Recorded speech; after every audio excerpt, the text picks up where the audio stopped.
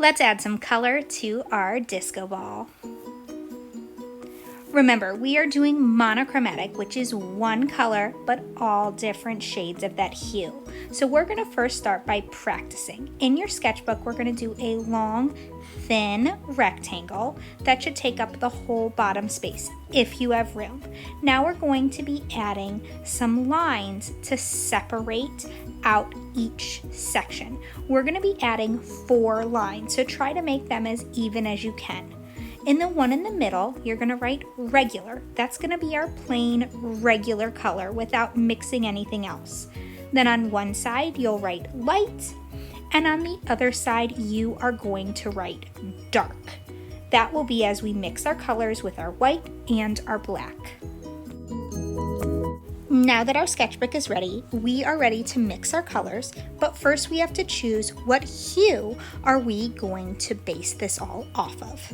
My favorite color is blue, so I'm gonna have blue be my regular color.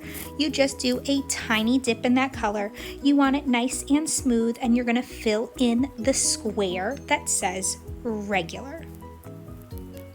Now, you're gonna use the color you chose, the same color the whole time. So this whole time I'm only using blue. I took a little scoop and I put it on my plate. I kind of wipe off the extra. Your plate will already have the black and white on it for you. We will take our regular hue and mix it to make those other colors. So I'm going to start to make a tint.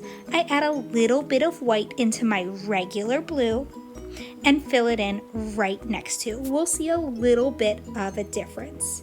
Now I'm going to do it again, but I want a lot more white. And there we have that lightest tint.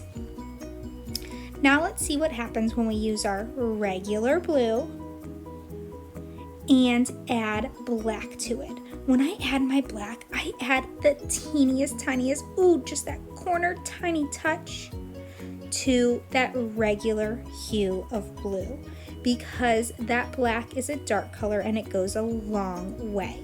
Once I have that color mixed, I will paint in that space. For my last space, I add a little bit more black until I can see a difference between that second color. And there we have my tints, my shades, and my regular hue.